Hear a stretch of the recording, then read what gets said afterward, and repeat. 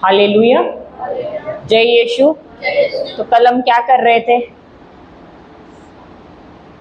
इसके बारे में, विचारों के बारे में। तो ये विचार कल हम सीख रहे थे, दो प्रकार के होते हैं। कौन से हैं?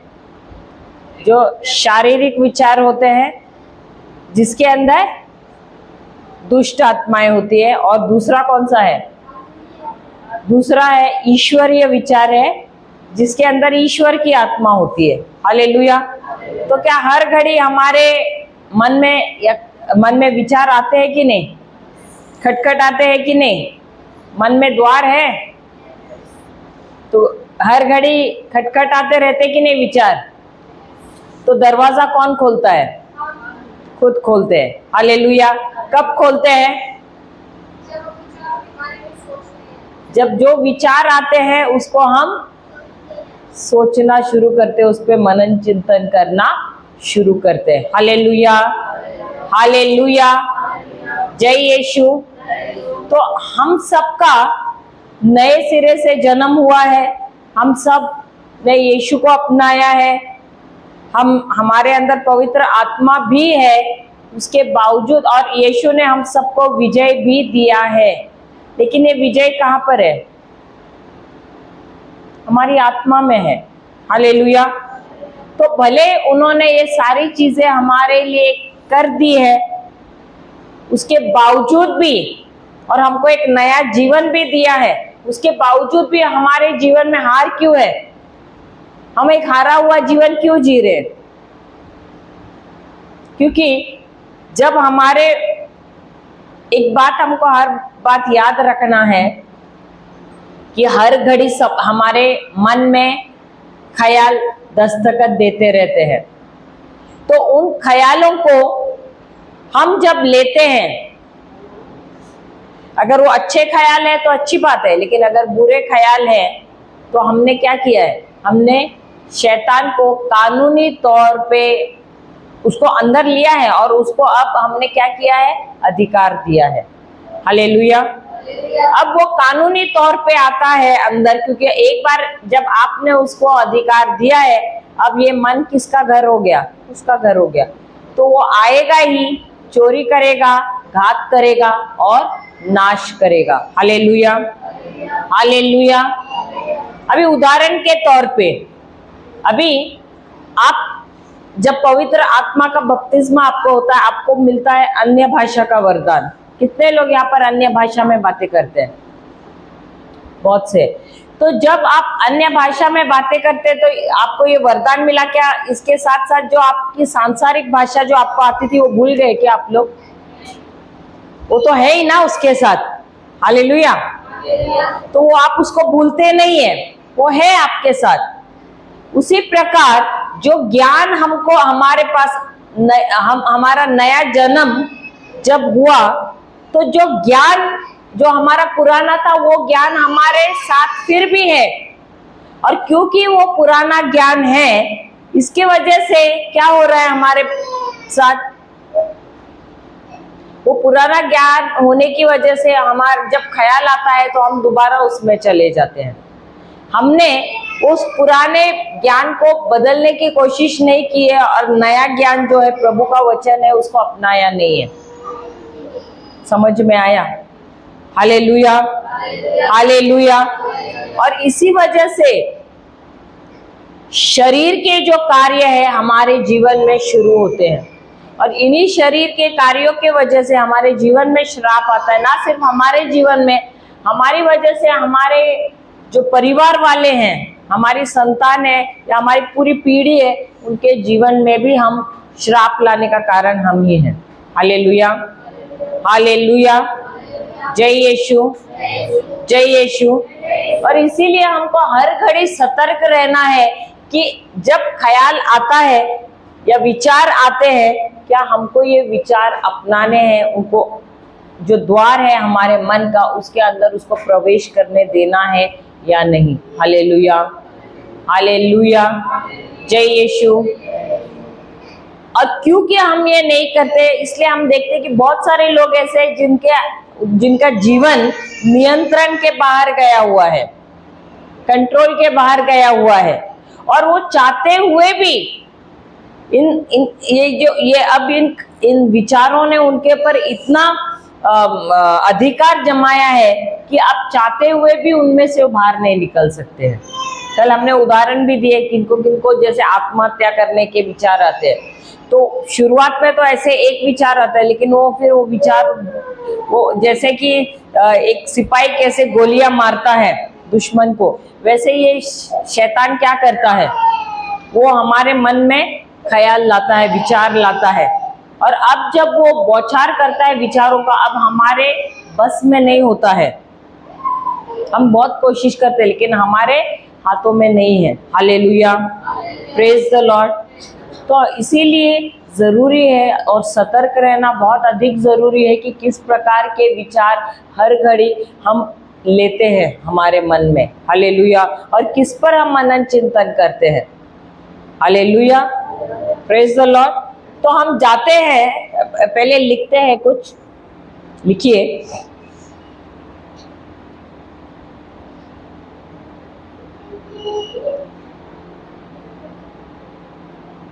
हम में से बहुत से लोग हैं, हम में से बहुत से लोग हैं जिनका जीवन नियंत्रण के बाहर हो गया है, जिनका जीवन नियंत्रण के बाहर हो गया है। और हम ये जानते भी नहीं हैं, और हम ये जानते भी नहीं हैं। होता है कि नहीं ऐसे? हमको मालूम नहीं हमारे हाथ से सब कुछ निकल गया है। कब पता चलता है? जब हादसे पे हादसे होना शुरू होता है। फिर हम सोचते हैं ऐसे क्यों हो रहा है, फिर हम सोचना शुरू करते कैसे हो गया। सही बात है, अधिकतर होता है ना। अभी किसी व्यक्ति के जीवन में कोई आदत ऐसी ही नहीं आती है, वो विचार से आ जाती है। और जब तक उसे पता चलता है कि अभी ये आदत हो गई है, वो तब तक बहुत देर हो गया। अभी जैसे कि मैं उदाहरण दूंगी, कोई सिगरेट पी रहा है, पहले सिंगल एक ही पिएगा, फिर दोस्तों के साथ रहेगा तो दोस्त दे रहे हैं, ऐसे करते करते 1 से 2, 2 से 4 हो जाता है कि नहीं। और जब अकेला, पहले समझो पहले एक बार लिया तो ऐसे अच्छा लगा उसको, और फिर ऐसा होता है वो चलो कभी कभार हफ्ते में एक बार लिया होगा या कुछ, फिर ऐसा होता है उसको कुछ तनाव की ऐसी परिस्थिति आती है। उस समय ख्याल क्या आएगा, अरे मैंने उस समय वो सिगरेट लिया था ना, बहुत मजा आया था, थोड़ा सा ऐसे लगा तनाव निकल गया। सही बात है। और वो जाता है सिगरेट लेता है, अरे ये बहुत अच्छा लगा। ऐसे धीरे धीरे क्या होता है, उसको लगता है ये सिगरेट बहुत, हर बार अब ये सिगरेट उसको याद आने लगता है, क्योंकि वो ख्याल बार बार आता है, क्योंकि ये लेने से अब मुझे क्या मिल रहा है, आराम मिल रहा है। लेकिन क्या उसके परिणाम के बारे में सोच रहा है क्या? अब ऐसे करते करते आप देखे रहेंगे कुछ लोग, एक खत्म हो गया दूसरा, दूसरे से तीसरा, होता है कि नहीं? क्या ये एक दिन में हो गया क्या उसका? तो ये लत कैसे लग गई? वो विचार से। हालेलुया। पहले बार तो ऐसे ही लिया होगा, लेकिन वो विचार, देखो शैतान धीरे धीरे वो विचार लाता है, और जब हम उस विचार को अपनाते हैं और उसके अनुसार कार्य करते हैं, हम देखते हैं कि ये हमारी लत हो जाती है, और तब हमारे हाथ से सब निकल जाता है, कंट्रोल के बाद। अब जो व्यक्ति को अब लत लग गई, वो अपने आप उस आदत से निकल सकता है क्या बाहर? नहीं निकल सकता है। इसके लिए हमको पवित्र आत्मा की जरूरत है। हालेलुया। बगैर पवित्र आत्मा के हम किसी भी बुरी लत से, या कोई भी हमारे जीवन में कोई भी समस्या है, उससे हम बाहर नहीं निकल सकते। हालेलुया, जय यीशु। लिखिए आगे। नियंत्रण के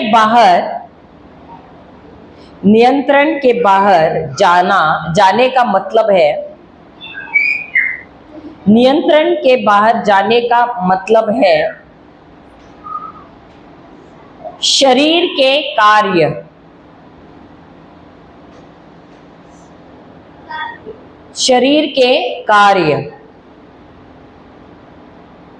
शरीर के कार्य, या तो या तो शरीर कार्य काम, शरीर के काम या शरीर के कार्य, या तो शरीर या आत्मा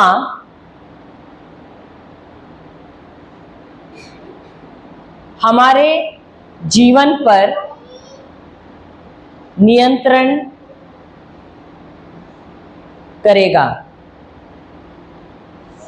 हालेलुया, हालेलुया। हम जाते हैं गलातिया 5, गलातिया 5:19, गलातिया 5:19। शरीर के काम तो प्रकट है, अर्थात व्यभिचार, गंदे काम, लुचपन, टोना, बैर, 21 तक पढ़ना, झगड़ा, ईर्ष्या, क्रोध, विरोध, फूट, विधर्म, दाह, मतवालापन, लीला क्रीड़ा और इनके जैसे और भी काम है। इनके विषय में मैं तुमसे पहले से कह देता हूँ, जैसा पहले कह भी चुका हूँ कि ऐसे काम करने वाले परमेश्वर के राज्य के वारिस ना होंगे। हालेलुया। तो ये शुरुआत में जब हम पढ़ रहे हैं, वहां वचन कह रहा है 19वें वचन में, गलातिया 5:19, कि शरीर के काम प्रकट होते हैं। Hallelujah, hallelujah. तो शरीर का काम, इसका मतलब क्या है? शरीर का मतलब क्या है? क्या शरीर का मतलब है हमारे बाल, हमारी हड्डियां, हमारा मांस? मैं बाइबल के अनुसार, हम हमारे सांसारिक भाषा में तो शरीर यही है जो दिखाई दे रहा है, सही बात है, लेकिन बाइबल के अनुसार शारीरिक या शरीर, इसका अर्थ क्या है?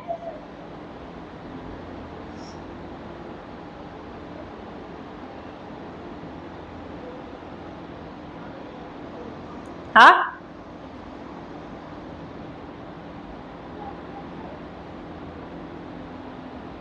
तो बाइबल के अनुसार शरीर का मतलब है हमारा पुराना स्वभाव जो हमें मिला है हमारे माता पिता। मैं दे रही हूँ, नोट्स दे रही हूँ, लिखिए। गलातिया 5:19 कहता है,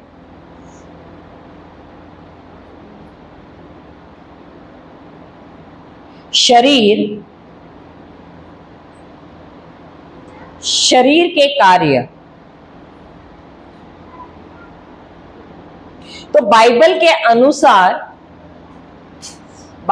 अनुसार शरीर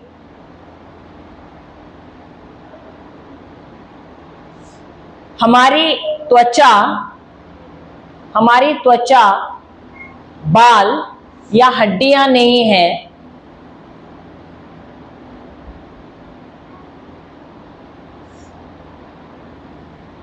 शरीर का अर्थ है हमारा पुराना स्वभाव जो हमें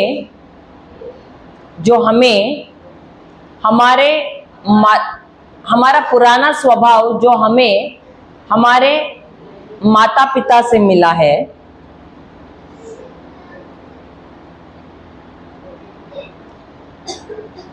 और यह स्वभाव हमारे माता पिता को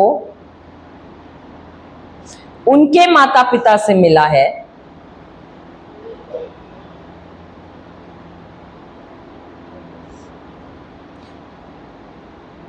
और यह जाता है आदम तक, यह जाता है आदम तक। यह स्वभाव हमारा, सॉरी, हाँ, यह हमारे स्वभाव का एक भाग है, यह हमारे स्वभाव का एक भाग है, जो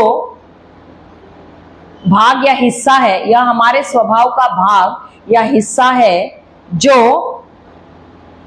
गलत या बुरी चीजों की लालसा करता है, जो गलत या बुरी चीजों की लालसा करता रहता है।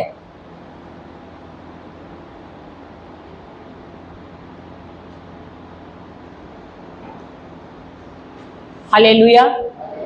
तो ये जो शरीर का मतलब क्या है? शरीर का मतलब है वो जो पुराना मनुष्य, जब हम बोलते हैं, हम आप लोगों ने सुना होगा, कल भी ब्रदर जब सिखा रहे थे, दूसरा जाएंगे नहीं वहां पर, दूसरा कुरिन्थियों 5:17, उसमें कहा है कि हम जब यीशु में आए तो हम एक नई सृष्टि बने।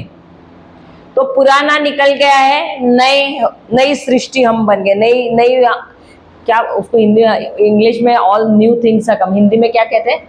नहीं, पुराना बीत गया है, सब कुछ नया हो गया है। हालेलुया। तो सब कुछ क्या सचमुच नया हो गया है? क्योंकि जो भी नया हुआ है वो कहाँ हुआ है? सिर्फ आत्मा में हुआ है, हमारे शरीर में नहीं हुआ। देखो गौर से सुनो, जो भी मिला है हमको वो सब आत्मा में है, हमारे शरीर में नहीं है। तो ये जो स्वभाव है, ये भी जो है, जो नया स्वभाव है, ये हमारी आत्मा में है।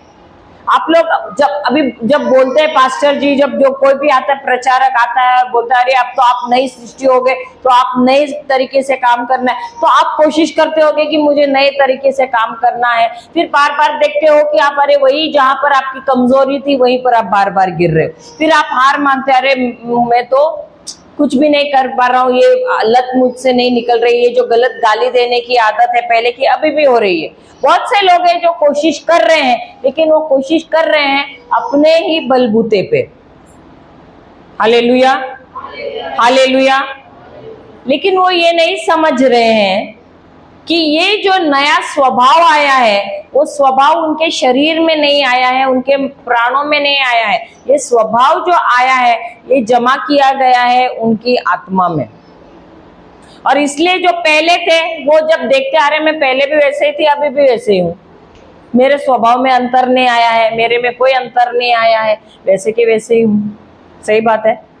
तो हम जब देख रहे हैं अपने आप को, हमको अपने आप को शरीर में नहीं देखना है या प्राण में नहीं देखना है। भले आप आईने में देख रहे हो, आपको अपना जो पहले थे वैसे ही नजर आ रहा है, लेकिन हमको अपने आप को देखना है जैसा बाइबल हमसे कहता है हम हैं। बाइबल आपसे कहता है कि आप नई सृष्टि हो।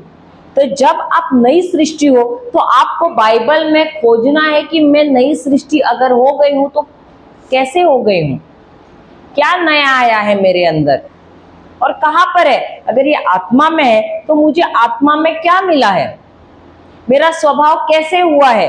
अगर मुझे बाइबल कहता है कि मैं एक नया मनुष्य हो गया हूं, तो ये नया मनुष्य कहां पर है?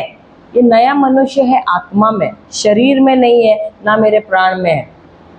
एक बात याद रखना है, यीशु ने मुझे अपने लहू द्वारा खरीदा है। अब मेरे आत्मा को खरीदा है, आत्मा की मुक्ति पूरी तरह से हो गई है, आत्मा पूर्ण है। 1/3 भाग हमारा आत्मा जो है, 1/3 भाग है, क्योंकि हम 3 भागों में बटे हैं, आत्मा, प्राण और शरीर। तो खरीदा तीनों को है, आत्मा को भी खरीदा है उन्होंने अपने लहू द्वारा, प्राण को भी खरीदा है और शरीर को भी खरीदा है। तो आत्मा में, आत्मा जो है उन्होंने उसको वो रिहा भी हो गया है। हालेलुया। लेकिन प्राण और शरीर अभी तक रिहा नहीं हुआ है। हालेलुया। वो प्रोसेस में, प्रक्रिया में है। हालेलुया। और वो तब तक रिहा नहीं होगा पूरी तरह से जब तक हम ये पृथ्वी, जब तक प्रभु यीशु हमको लेने नहीं आएंगे। तब तक जब दोबारा वो लेने आएंगे तब हम पूरी तरह से प्राण और शरीर से रिहा हो जाएंगे। तब हमको एक नया शरीर मिलेगा जो महिमान्वित होगा, और उस शरीर में हम हूबहू यीशु जैसे दिखेंगे। Hallelujah, praise the Lord. तो ये जो शरीर है, हमारा अधिक ध्यान ये शरीर पे जाता है और इसलिए बार बार हम गिरते, क्योंकि हमको ये शरीर में हमारा स्वभाव बदलता नहीं नजर आ रहा है। लेकिन ऐसा नहीं कि अब ये शरीर कुछ काम का नहीं है क्योंकि हमको नया मिलने वाला है, वैसा नहीं है। लेकिन जो फायदे उन्होंने हमको दिए हैं और हमारे आत्मा में जमा किए हैं, वही फायदे हम इस शरीर में ला सकते हैं जब हमको थोड़ी मेहनत करनी है, क्योंकि यीशु ने सब मेहनत की है। कल मैंने आपको सिखाया भी, बताया भी कि यीशु ने जो सारे मेहनत करके अपना लहू बहा के जो कुछ हमारे लिए कमाया है वो उन्होंने हमको दे दिया है। उसको हमको मेहनत नहीं करना है दोबारा, अब हमारे जीवन में दोबारा प्राप्त करने के लिए हमको शैतान के साथ लड़ना नहीं है, क्योंकि यीशु ने लड़ा है। जो कुछ उसने आदम से लिया था, छीना था धोखा देकर, वो सब यीशु ने उससे युद्ध लड़के अपना लहू बहा के उन्होंने सब कुछ हासिल किया है और हमें दे दिया है। अब जो उन्होंने हमें दिया है वो हम कैसे हमारे शरीर में ला सकते हैं? जब ये देखो, हमारा युद्ध हमेशा मन में ही है, वही रणभूमि है, क्योंकि यहीं पर आता है शैतान ख्याल डालने के लिए, विचार डालने के लिए। तो जब हम देखते हैं शरीर में कुछ नहीं हो रहा है, अरे नहीं कुछ नहीं है, तो वहीं पर हम दोबारा हार जाते हैं। लेकिन हमको बाइबल में देखना है और उसके अनुसार अपने मन को का परिवर्तन करना है, क्योंकि जो कुछ उन्होंने जमा किया है उसके बारे में बाइबल में कहा गया है। और हमको जो दिया है यीशु ने, विश्वास के द्वारा उस पर यकीन करते हुए जो आत्मा में है उसको हमारे मन में लाना है। कैसे? नल खोलते हुए। अभी आप जाके नल मत खोलना वहां का, वो नल नहीं। नल क्या है? जो आपके यहाँ पर जो मन में अविश्वास आ रहा है, उस अविश्वास को आपको हटाना है। हालेलुया। जितना जितना आप विश्वास करते कि प्रभु मैं विश्वास कर रहा हूं, कि मैं यकीन कर रहा हूं कि आपने ये जो चंगाई है, ये समृद्धि है, ये आशीषें हैं, आपने मुझे दिए हैं। क्यों? क्योंकि बाइबल में कहा गया है इसके बारे में। जब मैं उसके साथ सहमत होती हूं तब मैं क्या कर रही हूं? नल खोल रही हूं। किसका? जो मेरे आत्मा और प्राण के बीच में है। हालेलुया। अभी आपको पानी चाहिए तो आप क्या करते हो? घर पे जाते हो, नल के सामने आप घुटने टेकते हो, हाथ ऊपर करते हो, प्रभु को बोलते, प्रभु पानी आने दो, प्रभु पानी आने दो, प्रभु पानी आने दो। वैसे करते हो आप? पानी चाहिए तो क्या करते हो आप लोग? ऐसे करते नहीं? यहाँ पर हरियाणा में नहीं होता ऐसा? कोई भी ऐसा नहीं करता हरियाणा में? घुटने टेक के प्रभु को बोलते नहीं है, प्रभु नल खोलो, पानी चाहिए। प्रभु बोलेगा अरे सामने नल है, खोलो। सही बात है, पानी मिलेगा। वैसे ही प्रभु, आप कितना बार जाके प्रभु से भीख मांग रहे, प्रभु दो, प्रभु दो, प्रभु दो, बोलते हो कि नहीं? चंगाई दो, पैसे दो, नौकरी दो, ये दो, वो दो। प्रभु बोल रहे अरे मैंने सब कुछ जमा कर दिया है, तुम्हारी आत्मा में है। वो चंगाई, वो समृद्धि, वो जो कुछ आपको चाहिए वो कब मिलेगी? जब आप जो आत्मा के अंदर है उसको आप बाहर निकालोगे। कैसे?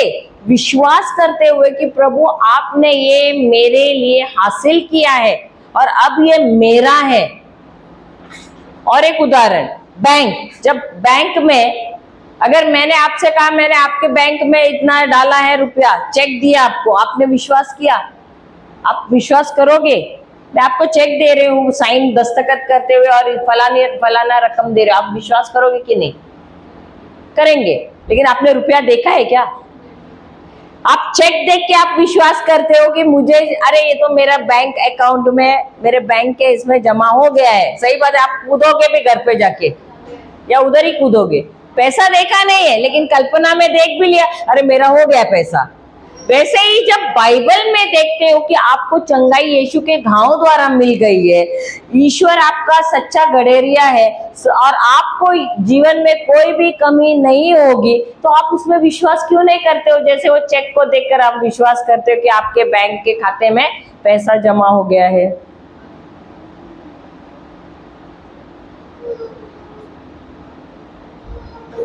समझ में नहीं आया? समझ में नहीं आया? अब ये चीज को मुश्किल कौन करता है? हम खुद ही करते हैं। क्यों? क्योंकि हमको देखना है। अभी बिना पैसे देके आपने विश्वास किया, चेक को देख के, तो वैसे ही आपको देखना क्यों है? देखो, प्रभु के राज्य में सब कुछ पहले विश्वास पे आता है। आपको पहले विश्वास करना है, उसके बाद आप देखोगे।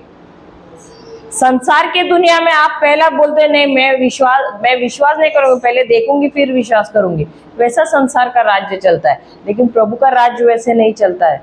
प्रभु का राज्य है पहले विश्वास करो फिर हासिल करोगे। समझ में आया?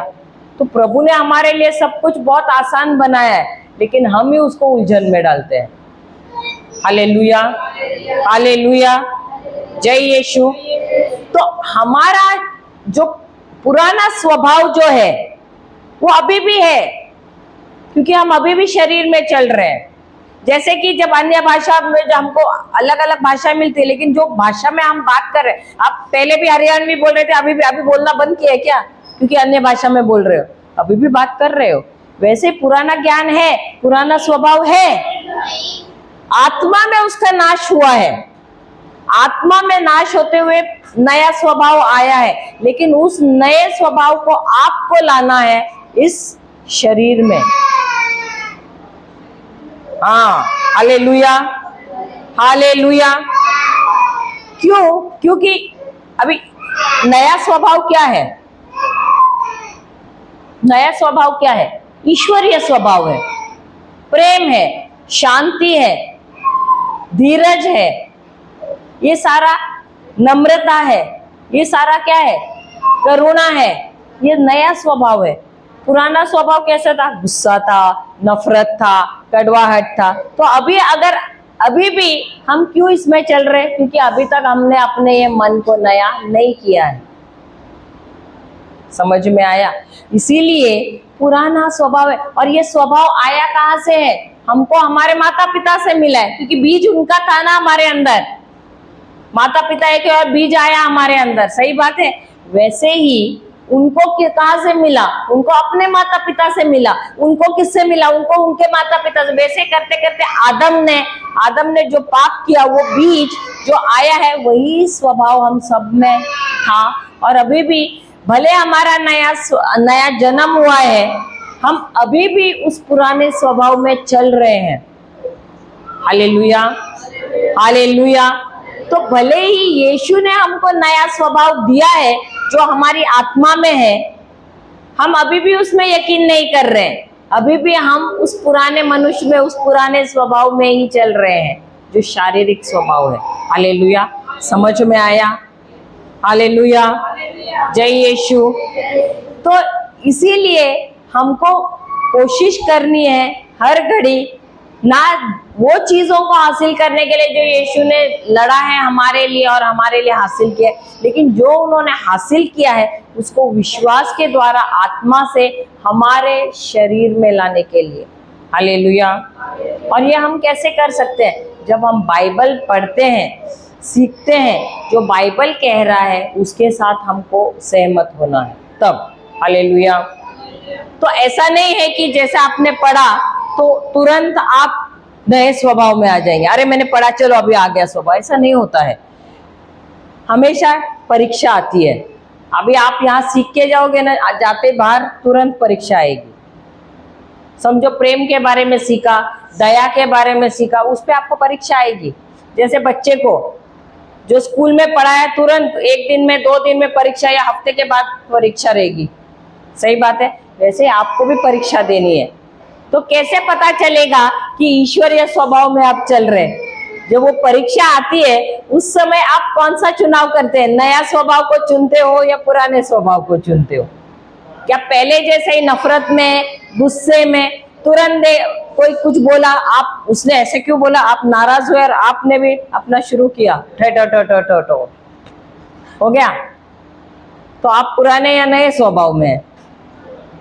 पुराने स्वभाव में। हालेलुया। तो जब सीख रहे हैं, इसीलिए जो सीख रहे हैं उसके साथ मन को नया करना बहुत जरूरी है। Hallelujah, praise the Lord. अब हम पढ़ते हैं दोबारा गलातिया 5:19। शरीर के काम तो प्रकट है। तो शरीर के काम कैसे प्रकट है? अलग अलग प्रकार से प्रकट है, अर्थात व्यभिचार। अब व्यभिचार क्या है? व्यभिचार क्या होता है?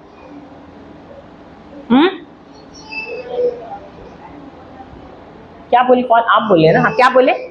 बुरा, बुराई में नहीं, व्यभिचार।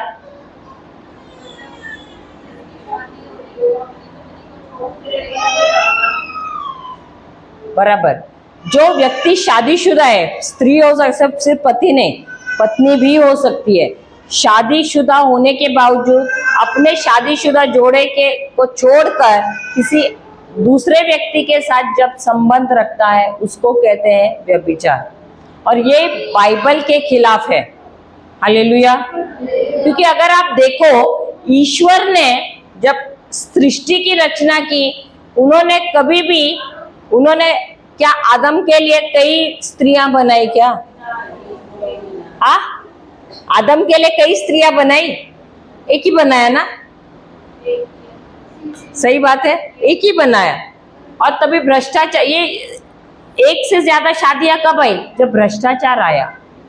लेकिन ईश्वर की योजना कभी नहीं थी कि एक स्त्री या एक पुरुष एक से अधिक के साथ विवाह करे या संबंध रखे। हालेलुया। क्योंकि ये जो विवाह है ना, ये ईश्वर ने बनाया है और विवाह एक पवित्र संबंध है, क्योंकि इस विवाह में खुद ईश्वर शामिल है, पति, पत्नी और यीशु। क्योंकि ये एक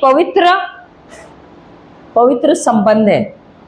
मुझे मालूम नहीं आप लोगों का विवाह कैसे हुआ है, लेकिन अगर क्रिस्ती विवाह है तो क्रिस्ती विवाह में पति, पत्नी और उसके बीच में यीशु रहता है। क्योंकि अगर आप देखो तो सदोपदेश 4 का जो 12 है वचन, सदोपदेश करके एक ये है, आपके इसमें है क्या मालूम है? रहेगा लगता है, क्योंकि नीति वचन से पहले, हाँ पढ़िए। नीति वचन से पहले या बाद आता है? देखो, बाद आता है। यदि कोई अकेले पर प्रबल हो तो दो उसका सामना कर सकेंगे। जो डोरी 3 धागों से बटी हो वह जल्दी नहीं टूटती। आपने कभी देखा रहेगा, रस्सी जो है वो कभी भी 3 धागों से बनी रहती है। एक से होती है क्या मजबूत? 2 से होती है मजबूत? नहीं, 3 धागे रहेंगे तो बहुत मजबूत होती है। वैसे ही शादी जो है, क्रिस्ती विवाह है, वो एक अटूट बंधन है जिसके पति पत्नी के बीच में ईश्वर है, प्रभु यीशु है। और अगर पति पत्नी कमजोर पड़ जाते हैं तो वो एक वाचा है यीशु के साथ। क्योंकि एक वाचा का मतलब क्या है?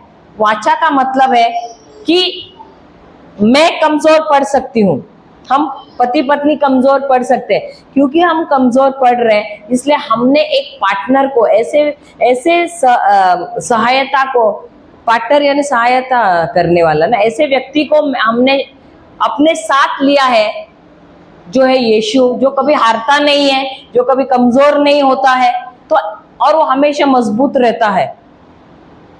तो पति पत्नी कभी भी कमजोर हो सकते हैं, इसीलिए आप देखो पति पत्नी के बीच में ना एक वाचा होती है क्रिस्ती विवाह में, जहां पत्नी कमजोर होती है ना, आप देखोगे कोई कोई चीज में ना पत्नी एकदम ढीला रहेगी तो पति वो चीज में बहुत एक्सपर्ट रहता है। कोई चीज में पति कुछ कर नहीं सकता, उसमें पत्नी बहुत मजबूत रहती है, रहता है कि नहीं? तो वो इसीलिए वाचा बना रहता है। क्रिस्ती विवाह एक वाचा है, क्योंकि अगर पति कमजोर है तो उस समय पत्नी उसको मजबूत करती है, पत्नी कमजोर है उस समय पति मजबूत करता है, अगर दोनों भी हार रहे तो उस समय यीशु है जो उनको मजबूत करता है। हालेलुया। और इसीलिए ये वचन क्या कहता है कि वो शुरुआत से दोबारा पढ़ना, एक यदि कोई अकेला हो प्रबल, यदि कोई अकेले पर प्रबल हो परंतु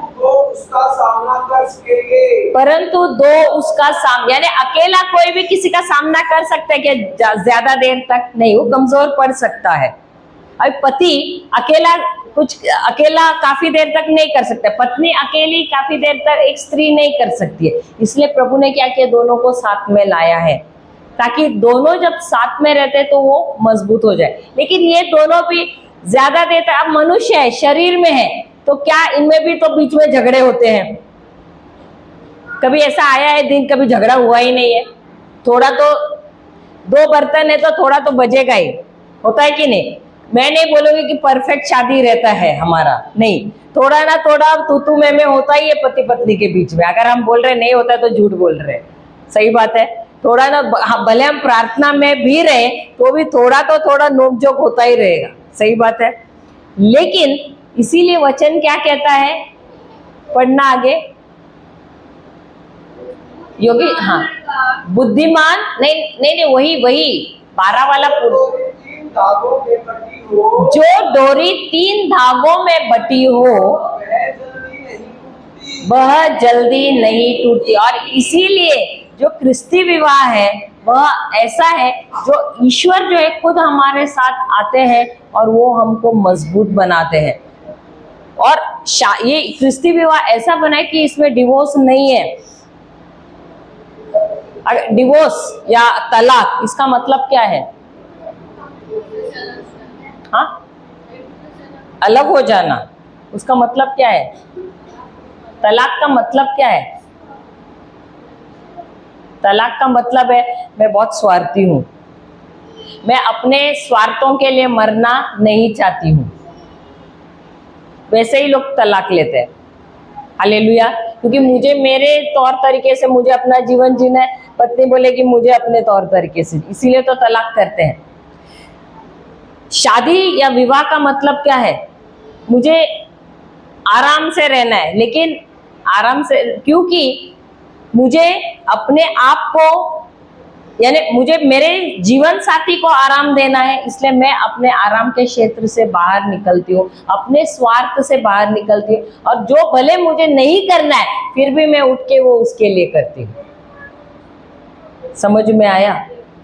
तलाक वो लोग देते हैं जिसको ये सब नहीं करना है, उसको अपना आराम का जीवन जीना है, उसी को कहते हैं स्वार्थी जीवन। Hallelujah, hallelujah. शादीशुदा जीवन में हर घड़ी हमको मरना है। मरना है ना, ऐसे नहीं कि गला ये करके मरो करके फांसी लेना, नहीं, वैसा मरना नहीं है। अपनी इच्छाओं के लिए मरना है, अपने स्वार्थ के लिए मरना है। कभी कभी ऐसा लगता है नहीं मुझे अपना जीवन जीना है, क्या मैं ही सब अपना बलिदान दे दूं, ऐसा होता है कि नहीं? कभी कभी मन में ख्याल आता है कि नहीं? आता है। अभी आप शादीशुदा है, उन लोग नहीं है, इसलिए वो हाँ हाँ बोल रहे हैं। Hallelujah, hallelujah. कभी कभी बीमार भी होते हैं, पुरुषों का इतना नहीं, स्त्रियों का, लेकिन वो बीमारी में भी उठ के करते हैं कि नहीं? हालेलुया।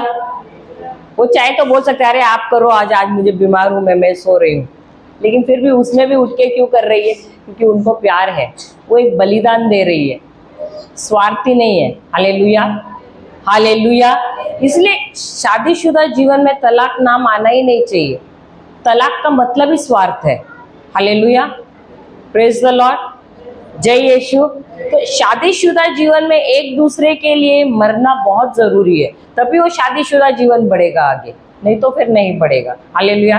तो हम थे किस पे? व्यभिचार पे थे। तो व्यभिचार क्या होता है? अपना जीवन साथी है, लेकिन वो होने के बावजूद या तो पति या पत्नी किसी और के साथ गलत संबंध, शारीरिक संबंध रखते हैं, उसको कहते हैं व्यभिचार। हम लिखते हैं इसके ऊपर। शरीर के काम तो नहीं, मैं नोट्स दे रही हूँ। व्यभिचार, व्यभिचार इस शब्द का मतलब है, व्यभिचार इस शब्द का मतलब है शारीरिक संबंध रखना, शारीरिक संबंध रखना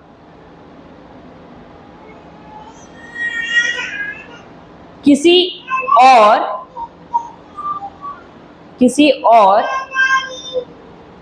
स्त्री या पुरुष के साथ,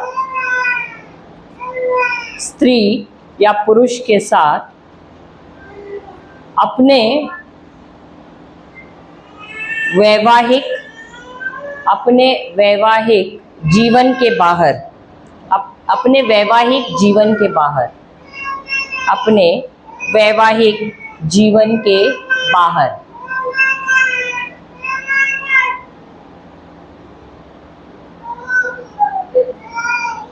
जो कोई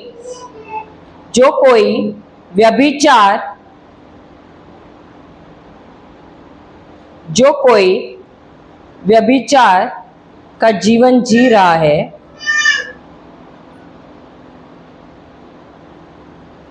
वह अपने शरीर के नियंत्रण में है, वह अपने शरीर के नियंत्रण में है, वह अपने शरीर के नियंत्रण में है। उसके बाद वो जो पढ़ना, हाँ 5 का 19 जो है ना, व्यभिचार के बाद गंदे काम, लुचपन। अच्छा, गंदे काम का मतलब क्या है? एक्चुअली लुचपन का मतलब क्या है? किसी को मालूम है ये शब्द? सुना है उसका मतलब? शादी से पहले जो संबंध रखते हैं उसको बोलते हैं, क्योंकि इंग्लिश में उसको फॉर्निकेशन दिया, इसलिए मैं पूछ रही हूँ। फॉर्निकेशन हिंदी में क्या दिया है? क्योंकि अलग अलग बाइबल में अलग अलग ये दिया है। हिंदी में क्या दिया है उसके लिए? फॉर्निकेशन का मतलब है शादी से पहले किसी के साथ शारीरिक संबंध रखना। Hallelujah, hallelujah. क्या कहते हैं? व्यभिचारी है, अडल्ट्री, लेकिन इंग्लिश में अलग शब्द दिया है, तो लिखना फॉर्निकेशन ही लिख दो। फॉर्निकेशन,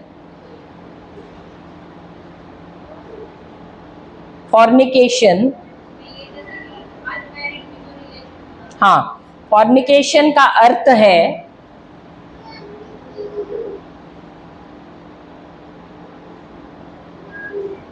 शारीरिक संबंध रखना शादी से पहले।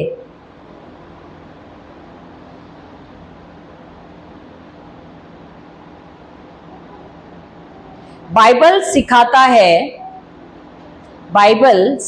है कि शादी से पहले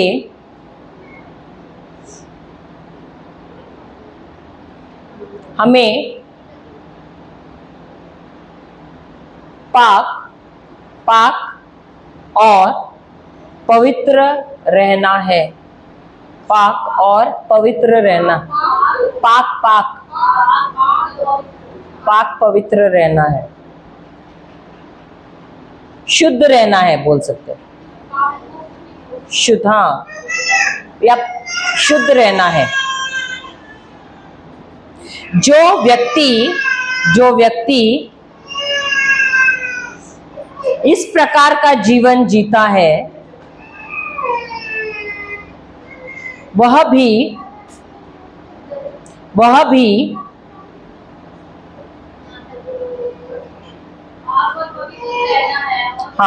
जो व्यक्ति इस प्रकार का जीवन जीता है वह भी शरीर में जी रहा है और उसका जीवन भी नियंत्रण से बाहर है। उसका जीवन भी नियंत्रण के बाहर है। तो आप सोचते होंगे ये हमको क्यों सिखा रहे हैं, लेकिन ये सीखना जरूरी है। कभी कभी नियंत्रण के बाहर है। देखो कभी कभी शादी हुआ भी है और ये गलतियां की भी है और हमको ये चीजें मालूम नहीं है, लेकिन ये सब पापों की क्षमा मांगना जरूरी भी है। हालेलुया। क्योंकि जाने अनजाने में, क्योंकि अलग अलग धर्म से भी आप लोग आए हुए हैं जहां पर आपको इसका सीख मिला नहीं है। क्योंकि कभी कभी हम सोचते हैं क्योंकि जो विश्वासी जीवन है यही एक जीवन है, क्रिस्ती जीवन है, जो बाइबल हमें सिखाता है कि जब हमको पता चला कि हमने ऐसा गलत जीवन जिया है, सबसे पहले हमको क्षमा मांगना है। ऐसा नहीं कि प्रभु यीशु द्वारा हमको क्षमा मिला नहीं है, लेकिन जो हमने गलत किया है उसको कबूल करना प्रभु के सामने बहुत जरूरी है। क्योंकि जब हम प्रभु के सामने जब जाते हैं तो हमारे अंदर दोष भाव नहीं रहता है जब हम उनको हमारे पापों के बारे में बताते हैं। समझ में आया? तो हमारे अंदर कोई निंदा नहीं होती है। नहीं तो कभी कभी ऐसे होते कोई इस बारे में जिक्र करता है तो अचानक हमारे अंदर दोष भाव आ जाता है, अचानक हमारे अंदर निंदा आ जाती है और शैतान इसी चीज का फायदा उठाता है। शायद हो सकता है इसके वजह से ईश्वर ने ये टॉप विषय हमको बताया हुआ है, ये हम प्रचार कर रहे हैं। हालेलुया। तो इन चीजों का ज्ञान होना बहुत जरूरी है। बाइबल हमको सिखाता है कि शादी से पहले एक लड़के ने और एक लड़की ने, दोनों ने भी बहुत ही साफ रहना है, पवित्र रहना है। क्योंकि ये जो शारीरिक संबंध जो ईश्वर ने बनाया है ये बहुत शुद्ध है, पवित्र है। Hallelujah, hallelujah. क्योंकि आज जो मीडिया हमको दिखा रही है, ये मीडिया ये बहुत कुछ गलत दिखा रही है। शादी से पहले संबंध रखना, ये सारी चीजें बता रही है और ये बहुत लोगों को ऐसा लगता है चलता है करके। ये सब गलत है। क्योंकि ईश्वर की आंखों से अगर हम देखो तो ये अच्छा नहीं है। इसके लिए नरक में भी जाने का दंड है। हालेलुया, हालेलुया, जय यीशु। अगर हम वो जीवन जीते ही रहेंगे व्यभिचार का और ये सारे बोलते हैं ना गलत गलत, हाँ वही आजकल तो लिव इन रिलेशंस और ये सब आया। शादी से पहले जाकर किसी के साथ जाकर क्योंकि लड़कियां आजकल नई युवा पीढ़ी वो सोचती है चलता है, क्योंकि विदेश में ये हो रहा है तो हम भी कर सकते हैं, तो भारत में भी आ गया है। लेकिन ये गलत है, ये पाप है। क्योंकि बाइबल के अनुसार ये गलत है। उनको लगता है अरे ये चलो ये तो पुराना ये है, तो ये लोग क्या पुराने हमको सिखा रहे हैं, पुराना ये सब बाइबल पुराना हो गया। बाइबल कभी भी पुराना नहीं है। बाइबल हमेशा नई पीढ़ी के लिए है। बाइबल पुराना नहीं है। अगर आप बाइबल पुराने जीवन में भी पढ़ो, जो गया हुआ युग है वहां भी पढ़ो और अभी भी पढ़ो, बाइबल हमेशा आपको ईश्वर के विचार बताता है। और ईश्वर के विचार कभी भी बदलते नहीं है। ईश्वर के शब्द कभी भी बदलते नहीं है, समय के साथ कभी भी बदलते नहीं। जो उन्होंने कहा है वो नियम ही है, नियम कभी बदलता नहीं। क्या गुरुत्वाकर्षण शक्ति बदल गई है क्या? क्योंकि अभी युवा पीढ़ी अलग हो गया, युग अलग आया, तो क्या वो भी बदलना चाहिए ना? गुरुत्वाकर्षण आप बोलोगे मैं ऊपर से कूदूंगी तो मुझे नीचे नहीं जाना, मैं उड़ूंगी, हो रहा है क्या वैसे? नहीं। तो अगर वो नियम नहीं बदला है तो ईश्वर ने जो शब्द बोला है क्या वो बदलेगा? नहीं, क्योंकि वो नियम बना है। और जो उन्होंने बोला है अगर उसके अनुसार आप कार्य नहीं करोगे, आपके जीवन में श्राप कार्य करेगा। और ये श्राप सिर्फ आप तक नहीं होगी, ये होगा, ये श्राप जो है आपकी पीढ़ी जो आ रही है उन पर रहेगा। उन्होंने तो कुछ गलत नहीं किया, लेकिन आपके गलत कार्य की वजह से ये श्राप उन पर आएगा। हालेलुया। क्या उन्होंने कुछ गलत किया कि नहीं? तभी वही तो बोल रहे हैं ना, जो पुराना स्वभाव है हमारे अंदर क्यों आया है? आदम ने गलत किया, उसने गलत निर्णय लिया, उसकी वजह से ये पुराना स्वभाव हमारे अंदर आया है। लेकिन उस पुराने स्वभाव को हम बदल सकते हैं, हमारे पास इसीलिए चुनाव भी दिया है। इसलिए अगर आप देखो व्यवस्था विवरण 30:19, व्यवस्था विवरण 30:19,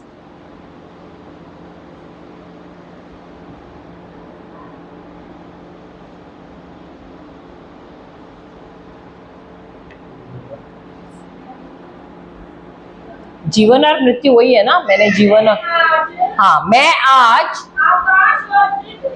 आकाश और पृथ्वी दोनों को तुम्हारे सामने इस बात की साक्षी बनाता हूँ कि मैंने जीवन और मरण, आशीष और श्राप को तुम्हारे आगे रखा है। इसलिए तू जीवन ही को चुन ले कि तू और तेरा वंश दोनों जीवित रहे। तो ईश्वर यहाँ पर क्या कहता है? आज मैं किसको साक्षी रख रहा हूँ? आकाश और पृथ्वी दोनों को साक्षी रख रहा हूँ, और मैं तुम्हारे आगे जीवन और मृत्यु दोनों रख रहा हूँ। अभी आपको बोलेंगे आग है और पानी है, जा आग को छू ले या पानी को छू ले, किसको छुओगे? आग को छुओ ना। आग को छुओगे तो क्या होगा? ये बराबर मालूम है आपको, बोलने की जरूरत है क्या? अभी बच्चे को जब तक मालूम नहीं है आग से जलते हो जाएगा ऐसे ऐसे, आप बोलोगे अरे बेटा मत जाओ मत जाओ, फिर एक बार बोलोगे जाने दो छूने दो, एक बार समझेगा क्या है, वो थोड़ा चटका लगेगा, अगली बार जाएगा क्या? क्योंकि उसको मालूम है वहां जाने से जलेगा। हालेलुया। वैसे ही ईश्वर कहता है मैंने तुम्हारे सामने जीवन भी रखा है, तुम्हारे सामने मृत्यु भी रखा है। तो तुम्हारे सामने चुनाव करने के लिए सब कुछ है। व्यभिचार है लेकिन एक पवित्र शादीशुदा जीवन है। तुम अच्छा जीवन, शारीरिक जीवन अपने जीवन साथी के साथ बिता सकते हो, बहुत अच्छा जीवन बिता सकते हो। व्यभिचारी जीवन वो भी आप गुप्त जीवन जी सकते हो, किसी को कानो कान पता ही नहीं चलेगा, लेकिन क्या उसके फल नजर आएंगे? नजर आएंगे? वो जीवन नजर नहीं आएगा, वो जो आप कर रहे हो ना सब गुप्त में रहेगा, आप किसी को बताएंगे भी नहीं, लेकिन उसका फल नजर आएगा। हो सकता है कभी एड्स हो गया, हो सकता है कुछ और हो गया, हो सकता है कुछ ना कुछ गलत हो सकता है कि नहीं? हालेलुया। तो इसीलिए प्रभु ने हमको अब हमारा जीवन अच्छा, एक सुखद जीवन जीने के लिए हमारा जीवन साथी दिया है, उसके साथ हम अच्छा जीवन बिता सकते हैं। हालेलुया। सब पूरा आनंद, एक परिपूर्ण जीवन अपने खुद के जीवन साथी के साथ ही बिता सकते हैं। इसलिए तो उन्होंने आदम के लिए एवा बनाया। क्या दूसरी भी और कोई बनाई क्या? एवा के बजाय और कोई मेवा? हालेलुया, हालेलुया, जय यीशु। तो इसीलिए यहाँ पर ये ईश्वर नहीं बोलता मैं तुम्हारे लिए चुनूंगा, वो कह रहे तुम चुनो। मैं तुम्हें कहता हूं कि फिर भी तुम जीवन ही चुनो, क्योंकि एक बात हमेशा याद रखो, जो भी तुम चुनोगे, चुनने का तो तुमको पूरा पूरा पूरा अधिकार दिया गया है, लेकिन जो भी तुम चुनोगे, जीवन या मृत्यु, व्यभिचार हो या और कुछ भी चीजें हो, जो भी चुनोगे ना, उसका परिणाम बाद में तुम नहीं चुन सकते हो। आज तो तुमने बोला चलो मैं व्यभिचार करूंगा, लेकिन उसके बाद जो परिणाम आने वाला है उसके ऊपर आपको अधिकार है, वो परिणाम चुनने का अधिकार आपको है ही नहीं। फिर अगर तुमने बोला मैं जाके वो सॉकेट में जाके हाथ डालूंगी, उसके बाद जो परिणाम होने वाला है उसमें बदलाव ला सकते हो क्या? आप बोलोगे नहीं मुझे शौक नहीं लगना है, मैं फिर भी उंगली डालूंगी वहां पर, शौक लगेगा कि नहीं? करंट है ना उसमें, लगेगा ही ना। और अगर हाई वोल्टेज का लगा तो क्या होगा? उधर ही खलास। हालेलुया, हो गया। तो इसीलिए ईश्वर कहते हैं कि मैं तुमसे कहता हूं, सलाह भी दे रहा हूं कि जीवन चुनना, मृत्यु मत चुनना। ये भी कह रहे हैं ईश्वर हमको। हालेलुया। तो चुनने का अधिकार दिया है, उसके साथ वो कहता है कि मैं तुम्हें फिर भी सलाह देता हूं कि तुम सही चुनो, जीवन चुनो, श्राप मत चुनना, आशीष चुनना। Hallelujah, hallelujah. एक बात हर बार हमको याद रखना है, हम सब यहाँ पर आए, हमने सबने कपड़े पहने, सही बात है। हमारे शरीर पे कुछ भी खामियां रहेंगी, दाग रहेगा, कुछ भी रहेगा, हम कपड़ों से छुपा सकते हैं। कहीं भी दाग रहेगा, आप कपड़ा मेकअप डाल के आप छुपा सकते हो, सही बात है, सकते हो कि नहीं? शरीर में हम कुछ भी छुपा सकते हैं, लेकिन आत्मा में छुपा सकते हैं क्या? आत्मा में ना सब कुछ खुला है, ईश्वर सब कुछ देख सकते हैं। तो आप भले आपका पाप छुपाने की भी कोशिश करोगे ना, संसार से छुपाओगे, लेकिन ईश्वर से नहीं छुपा पाओगे। हालेलुया, ये बात हमेशा याद रखना है। तो भले उन्होंने आपको चुनाव करने का मौका दिया है, आपने गलत भी चुना है, आपने छुपा के भी रखा है, लेकिन उनको सब कुछ पता है। ये बात हमेशा याद रखना है। Hallelujah, hallelujah. अब मैं आप लोगों को डरा नहीं रही हूं, लेकिन जो बाइबल सिखा रहा है वो आपको बता रहे हैं। हालेलुया। आगे, हाँ, वो पढ़ेंगे आगे दोबारा। नहीं, वो गलातिया। अर्थात व्यभिचार, गंदे काम, लुचपन। अच्छा, गंदे काम का मतलब क्या है? गंदे काम या अशुद्धता, शायद किसी में दिया होगा ना, अशुद्धता। दूसरा बाइबल ट्रांसलेशन है, क्योंकि इंग्लिश में अनक्लीननेस दिया है, अशुद्धता।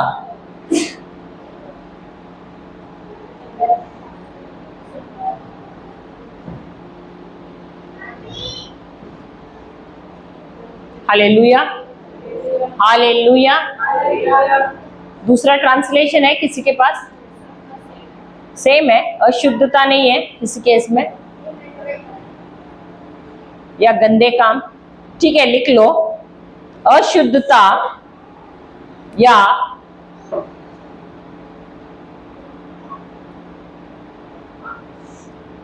क्या दिया आपके इसमें? गंदे काम, गंदे काम नहीं, अशुद्धता ही लिखना। अनक्लीननेस का मतलब है, अशुद्धता या अनक्लीननेस का मतलब है गलत या बुरे विचार होना, गलत या बुरे विचार होना।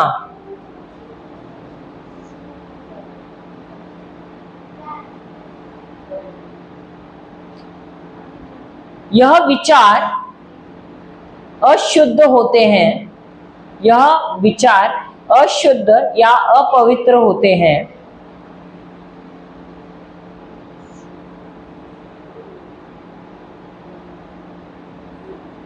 जो व्यक्ति अशुद्ध या अपवित्र होते हैं, जो व्यक्ति बुरी किताबें पढ़ता है और उसमें मजे लेता है,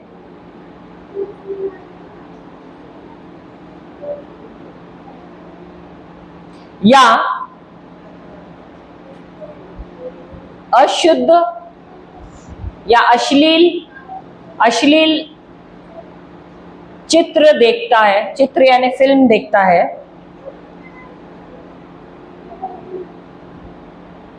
वह अशुद्धता का जीवन जीता है, वह अशुद्धता का जीवन जीता है।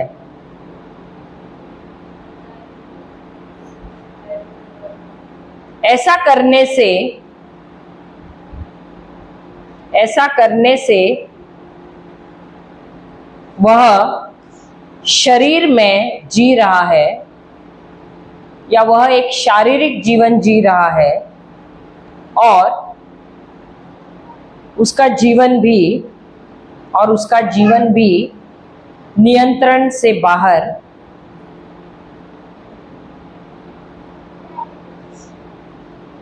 जा चुका है।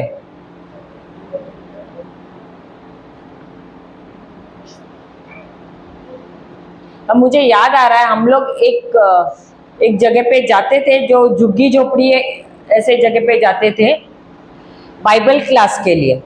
तो वहां पर जो जिस बहन के घर पे हम रखते थे, वहां पर इतने से लड़के को लाया था। मेरे ख्याल से ना वो लड़का पहली में था या पता नहीं, ध्यान नहीं आ रहा, इतना सही था। अब झुग्गी झोपड़ियों में रहेंगे ना, तो बड़े लड़के क्या करते थे वहां, वो क्या करते हैं, ऐसे छोटे बच्चे रहेंगे उन पे धाक जमाते हैं ना। तो ये बच्चों ने क्या किया था, उस लड़के को लिया और उसको ऐसे अश्लील पिक्चर दिखाया जहां पर एक स्त्री और पुरुष गलत संबंध रख रहे। अब वो बच्चा जो है, उसने जब वो देखा, वो बच्चा इतना वो उससे बाहर नहीं आ पाया, क्योंकि पढ़ाई में उसका ध्यान नहीं जा रहा। इतना सा छोटा सा बच्चा है, क्योंकि वो लड़के को जबरदस्ती से वो दिखा रहे थे वो ये सब। क्योंकि ऐसा होता है, इसलिए हमको बहुत ध्यान देना है हमारे बच्चों को कि मित्रता किसके साथ हो रही है, कौन हमारे बच्चों को लेके जा रहा है, हमको मालूम नहीं वो क्या दिखा रहा है मोबाइल पे। इसीलिए बच्चों पर बहुत ध्यान देना बहुत जरूरी है। हालेलुया। उसके बाद हमको मालूम नहीं, हमने बच्चे के ऊपर प्रार्थना और किया, फिर हमको मालूम नहीं, क्योंकि वो हमारे बाइबल क्लास को नहीं आता था, वो उसके साथ क्या हुआ उसके बाद हमको मालूम नहीं है। लेकिन वो बच्चे का हालत बहुत बेकार था। हालेलुया। क्योंकि वो सर भी नहीं उठा पा रहा था वो लड़का, इतना यानी पता नहीं क्या हुआ था उस लड़के के ऐसा। अबे वो उसकी उम्र है भी नहीं, वो उम्र में उसको ऐसा सब गंदगी दिखाया गया है। हालेलुया। यही नहीं, मुझे एक लड़की का भी याद आ रहा है, जो उसको ऐसे किताबें शुरुआत में उसने शुरू किया ऐसे ही, यानी उसके बहन ने उसको बताया, अरे तुझे, बहुत भोली टाइप की लड़की थी, उसको कुछ संसार के बारे में मालूम नहीं। तो उसके बहन ने उसको बोला, अरे तुझे मालूम पड़ना चाहिए संसार में क्या हो रहा है। वो एक्चुअली एकदम बोल सकते कि ऐसा बोली कि क्या संसार में है, क्या यानी लड़का लड़की की मित्रता होनी चाहिए, ये सब भी चीजों के बारे में उसको कुछ भी मालूम नहीं था। तो उसके बहन ने उसको पहले एक किताब दी, ऐसे शादी मैगजीन, ऐसे करते करते उसको किताबें पढ़ने की आदत लग गई। अब वो मैगजीन में उसने ऐसा कुछ पढ़ा जो अश्लील था। उसके बाद वो अलग अलग ऐसे नॉवेल्स बोलते हैं ना, कहानी के किताबें, और वो सब पढ़ना शुरू किया। तो जैसा पढ़ना शुरू किया, उसको ऐसे अश्लील चीजें वो पढ़ना शुरू किया कि उसको मजा आने लगा। अब इतना हद तक आने लगा कि जो पढ़ रही है बार बार, जहां वो अश्लील चीजों के बारे में जिक्र हो रहा है उसको बार बार पढ़ रही है। अब वो क्या हो रहा है, वही विचार उसको बार बार आ रहे हैं और वही सोच रही है, और उसके वजह से इतना हद तक वो हो गया कि वो अभी वो उसको और पढ़ना भी है, दिन में भी पढ़ना है, रात पहले तो कभी थोड़ा थोड़ा पढ़ते, अब उसका इतना आदत हो गया है कि दिन में भी पढ़ रहे, रात में भी पढ़ रहे, सो रही है उसमें सपना भी वैसे ही सब चीजों का देख रही है। हालेलुया। और इतना हद तक, और मैंने कल आप लोगों को ये समझाया है कि जो विचार है उसमें आत्मा होती है। जो भी विचार आप करते हैं, या तो वो ईश्वरीय विचार है या तो वो दुष्ट आत्मा के विचार है। तो जो भी आप विचार को आप आमंत्रण देते हो, उस विचार में उसी का आत्मा होता है। अब एक बार जब वो आत्मा को आपने अंदर लिया, उस विचार को अंदर लिया, अब वो आत्मा आपको छोड़ेगा नहीं जब तक आप वो कार्य नहीं करते, या आपको आपके जीवन में जब तक वो तकलीफ नहीं लाता है, आपका नाश नहीं करता है, तब तक वो आपको छोड़ेगा नहीं। तो अब ये लड़की इतना हद तक उसको ये हो गया कि वो सोते समय भी वही चीजें उसके मन में आ रही है, और जब वो यहाँ वहां भी जा रही है, जब किसी को देख रही, तो उसको आकर्षण हो रहा है पुरुषों की तरफ। हालेलुया। फिर बाद में ऐसे अचानक रात को नींद में आते ऐसे सो रही है, तो उसको ऐसे लग रहा है कि कोई तो उसको ऐसे कस के पकड़ रहा है, और अब वो चिल्लाने की कोशिश कर रहे हैं, मुंह से आवाज नहीं आ रहा है। यानी वो दुष्ट आत्मा ने उसके ऊपर ऐसी पकड़ रखी है कि यानी ऐसे यहाँ पर उसको ऐसे टाइट पकड़ के रखा हुआ है। कस के पकड़ा है। वो अब चिल्लाने की कोशिश कर रही है, उसको आवाज निकालने है बाहर, आवाज भी नहीं आ रही। मुझे मालूम नहीं ऐसे कभी किसी ने बुरा सपना आता है तो ऐसा महसूस किया है क्या, कोई दुष्ट आत्मा या कोई ऐसा ना, क्योंकि आपने बढ़ावा दिया है दुष्ट आत्मा को। ये दुष्ट आत्मा आपके ऊपर इतना हावी होता है, कभी कभी कुछ लोगों को ऐसा लगता है गला पकड़ लिया है। हालेलुया।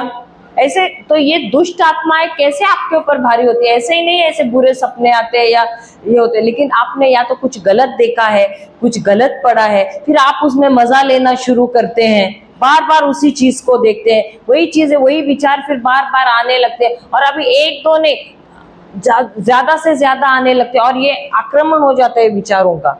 इसकी वजह से अब शैतान ने आपके ऊपर पूरा नियंत्रण ले लिया है। हालेलुया। अब वो पूरा फायदा ले रहा है, अब वो आपका पूरा नाश करने पे है। लेकिन एक बात बहुत अच्छा हुआ कि वो लड़की, उसको सही समय पर वचन मिला, किसी ने उसको वो यहाँ जाने लगे, रिट्रीट में जाने लगी, वहां उसका छुटकारा हो गया। हालेलुया, जय यीशु। उसका छुटकारा हो गया। उसे वो गई वहां पर, वहां उसने जो फादर था उनको बताया कि मेरे साथ ऐसे ऐसे है, और उसने अच्छी तरह से अपना पाप स्वीकार और किया कि ऐसे ऐसे मैं कर रही थी, ये सब चीजों से बाहर निकली। उन्होंने उसको आशीष दिया, उसके ऊपर प्रार्थना किया, उसे पूरी तरह से वो दुष्ट आत्मा को बांधा तो पूरी तरह से वो मुक्त हो गई। हालेलुया। एक बात लेकिन हमको याद रखना है, जो दुष्ट आत्मा छोड़ के गया है वो दोबारा आ भी सकता है अगर आप अपने आप को वचनों से भरते नहीं हैं। हालेलुया। क्योंकि वचन खुद कहता है कि यही दुष्ट आत्मा जब निकलता है वो जाता है, सब तरफ ढूंढता है कि कहीं उसको अच्छी जगह मिले, और जब उसको मिलता नहीं है जगह, वो दोबारा आता है जहां से निकला है, और फिर देखता रहे तो मस्त साफ सुथरा करके रखा हुआ है, घर चकाचक है, यहाँ पर कुछ भी नहीं, वचन भी नहीं, कुछ भी नहीं। चलो जाता है और 7 गुना जो और उससे भी बुरे आत्माएं हैं, जो दुष्ट हैं, और भी उससे उनको लेकर आता है। फिर ये जो व्यक्ति जिसको मुक्ति मिली थी दुष्ट आत्माओं से, उसकी हालत उससे भी कई गुना बदतर हो जाती है। फिर पता नहीं वो बचता भी है कि नहीं। Hallelujah, hallelujah. इसीलिए हमको बहुत सतर्क रहना है कि हम किसके साथ बातें कर रहे हैं। कोई हमको आजकल व्हाट्सएप पे भी कोई क्या क्या मैसेजेस भेजता है। यूट्यूब पे अगर आप सीधा खोलोगे तो आपको इतने गंदे गंदे चित्र नजर आएंगे, जो आते हैं उसको तुरंत डिलीट करो। कभी आप देखो, आप अगर कुछ ईश्वरीय देखोगे ना, वो आपको फट करके याद नहीं आएगा, लेकिन जो गलत देखा ना, वो नहीं चाहते हुए भी आपके आंखों के सामने आएगा। आप आंख बंद करो तो भी आएगा आपके सामने। क्यों हो रहा है वैसा? क्योंकि शैतान ना इतना फास्ट है कि वो चाहता है कि आप ये चीजें ले, गलत चीजें। क्यों? क्योंकि वो आपके जीवन में आकर आपके जीवन में चोरी करना चाहता है, घात करना चाहता है, नाश करना चाहता है। Hallelujah, hallelujah. इसीलिए हमको उसको मौका नहीं देना है। Hallelujah, hallelujah. तो बहुत जरूरी है कि आप क्या पढ़ रहे हो, क्या सुन रहे हो, क्या देख रहे हो, किस प्रकार के मित्र है, क्या आप मैसेज आपको भेज रहे हो। अगर आपको गलत भेज रहे, सीधा उसको उसी समय बोलना, भाई या बहन मुझे प्लीज ये भेजना मत, मुझे ऐसी सब चीजें बिल्कुल पसंद नहीं है। कोई जोक्स भी भेजते हैं, गंदे गंदे जोक्स भेजते हैं, चुटकुले, उनको लगता है चलो चलता है, डबल मीनिंग वाला जोक्स रहता है। क्यों चाहिए ये सब चीजें? क्योंकि वो वापस वो दिमाग में गलत ख्याल लाता है। Hallelujah, hallelujah. तो अगर कोई ऐसा कर रहा है, उसको उसी समय बोलना, मुझे ये सब चीजों में दिलचस्पी नहीं। भले उसको एक बार बुरा लगेगा, बाद में वो करेगा नहीं ऐसे। हालेलुया। बाद में सावधान रहेगा, अरे इसे पसंद नहीं है, तो सीधा रोकबाई टोके बोलता है करके। हालेलुया, जय यीशु। अगला पढ़ना, मूर्ति पूजा। अब मूर्ति पूजा क्या है? अरे उससे पहले और एक था ना, लुचपन था। लुचपन नहीं लिया मैंने।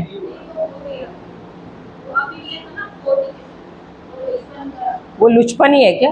लेकिन लुचपन में और एक भी है, कोई खाना, वो सिर्फ शारीरिक है ना, वो शारीरिक हवस के बारे में। लेकिन किसको किसको खाने में भी बहुत ज्यादा ये रहता है। कभी देखा है? खाना देखो तो वो रोक ही नहीं सकता है। ऐसे है कोई?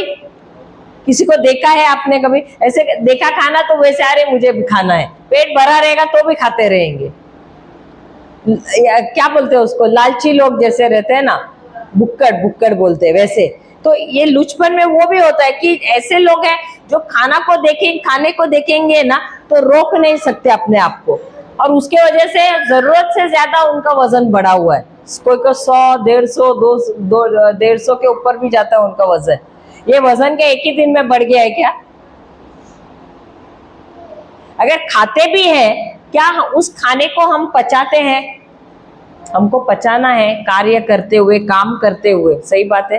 लेकिन ऐसे लोग जो भुक्कड़ है वो क्या करेंगे, सिर्फ खाएंगे खाएंगे खाएंगे, लेकिन वो पचाएंगे नहीं, आलसी रहते हैं। Hallelujah, hallelujah.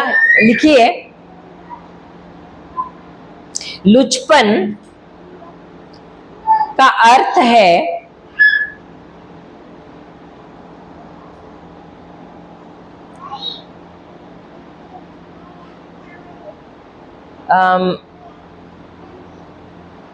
नियंत्रण न रखना या काबू ना रखना, यह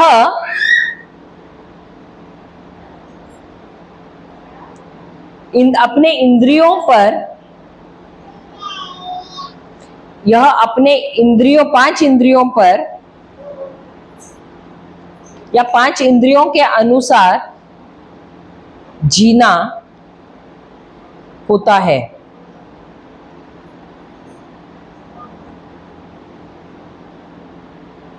यह जरूरत से ज्यादा खाना, जरूरत से ज्यादा खाना,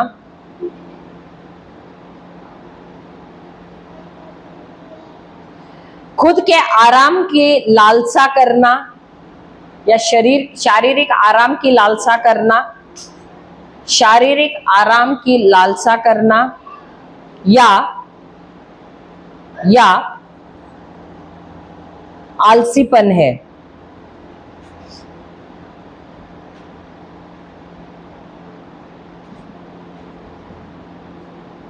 इसका अर्थ यह भी है कि अपने 5 इंद्रियों को अपने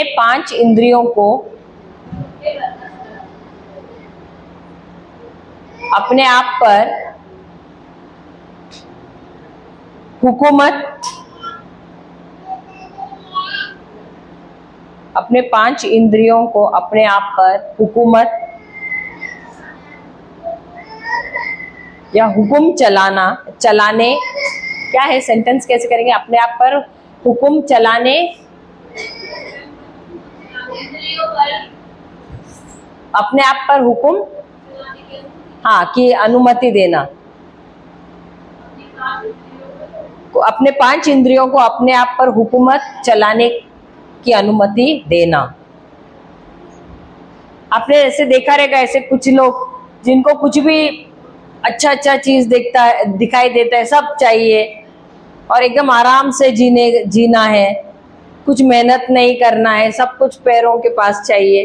और ये लोगों ने आलसीपन का आदत बना के रखा। अगर उनको उठ के एक गिलास पानी भी लेना है खुद के लिए, अरे यार कितनी थकान हो रही है, अरे लाके दो, ऐसे भी करते हैं ना। यानी उनको उठना ही नहीं है, लेकिन खाने का रहता है ना तो खाने के लिए सबसे पहले दौड़ते हैं। हालेलुया। बाकी सब समय पे कुछ बनाना है, खाना भी पकाए, वो तो नहीं, अरे नहीं, ऐसे करते हैं ना।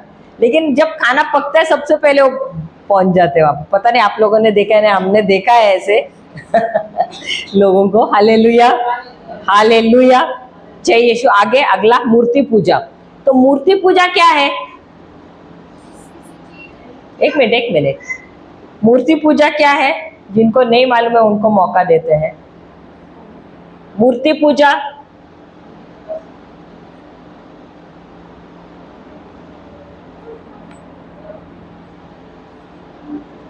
किसी को भी नहीं मालूम?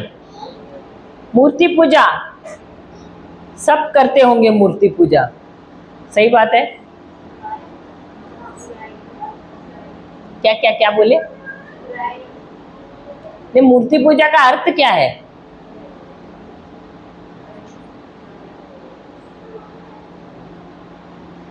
आवाज ही नहीं आ रहा है। पत्थर की मूर्ति नहीं। मूर्ति पूजा का अर्थ है, हाँ हाँ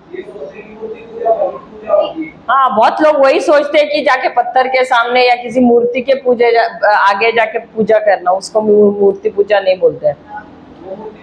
आप लोग रोज सब करते हैं मूर्ति पूजा। किसी ने अपने पति की मूर्ति पूजा की है, किसी ने अपने बच्चों की है, किसी ने अपने नौकरी की है, किसी ने पैसे की है, किसी ने अरे क्या खाना पकाना है, अपने आप की भी की है। सही। तो मूर्ति पूजा का अर्थ है ईश्वर से भी किसी और चीज को महत्व देना। अभी उदाहरण, जब आप उठते हो सुबह, सबसे पहले ख्याल किसका आता है? ईश्वर का आता है कि आज टिफिन क्या बनाना है, आज नाश्ते को क्या बनाना है।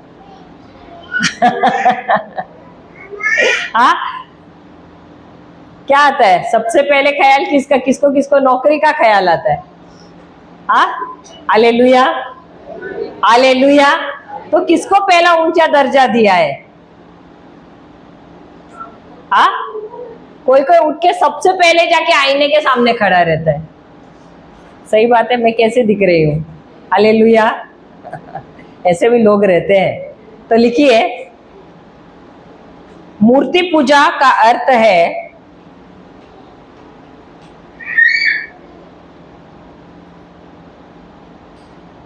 जिस किसी चीज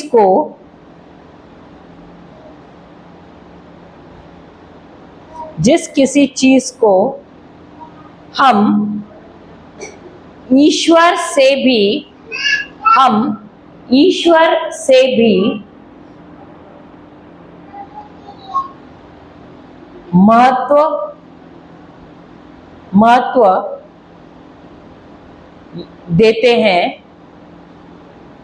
महत्व देते हैं या ऊंचा स्थान देते हैं,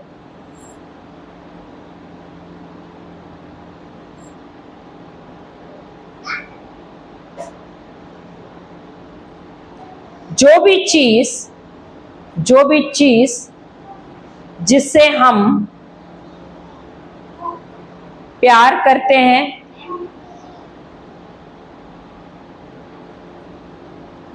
या भय करते हैं।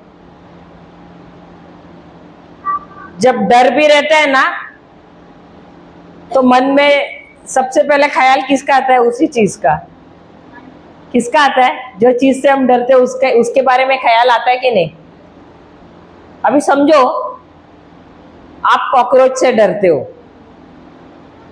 और आपको मालूम है आपके घर में कॉकरोच है, और किचन में जाओ तो सबसे ज्यादा कॉकरोच किचन में।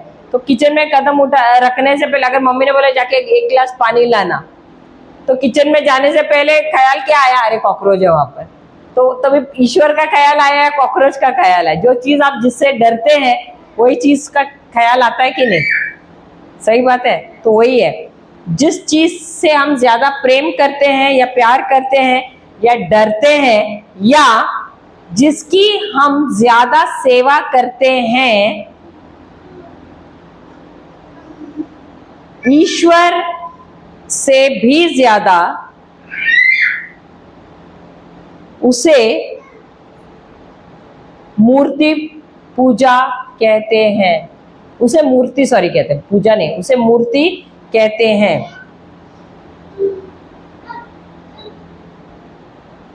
यह आपका व्यवसाय, परिवार, आपके शौक भी हो सकते हैं। व्यवसाय, परिवार, आपके शौक,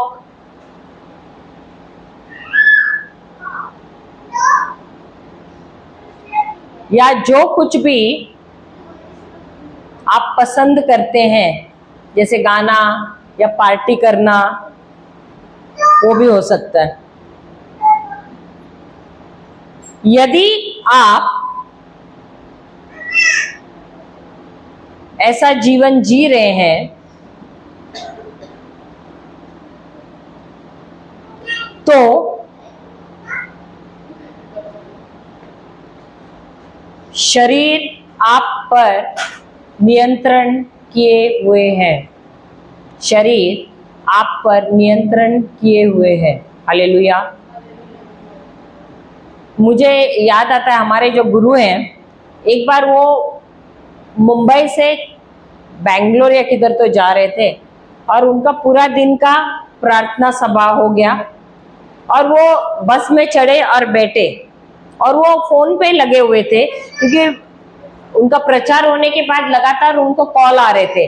कोई बीमार लोग, कोई कुछ सलाह मांग रहे थे, प्रार्थना कर रहे थे उनके ऊपर, और उनके बगल में एक विश्वासी बैठा था, एक व्यक्ति बैठा था, तो वो सुन रहा था।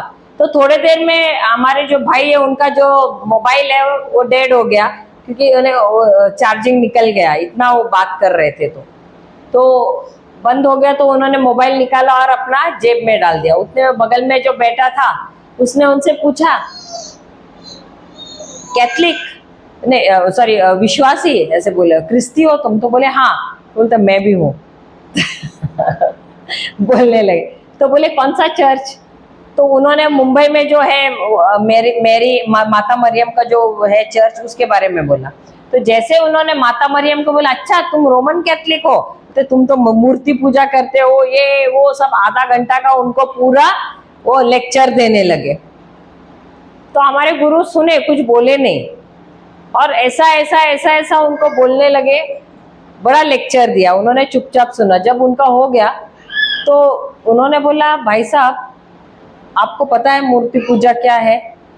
तो वो बोले हाँ, जाकर मूर्तियों का जाके पूजा करना। तो उन्होंने उनको समझाया मूर्ति पूजा वो नहीं है। तो हाँ, पहले उन्होंने क्या बोला, मेरा जो बपतिस्मा है, तुम्हारा, तुम रोमन कैथलिक हो, तुम्हारा बपतिस्मा कैसे होता है?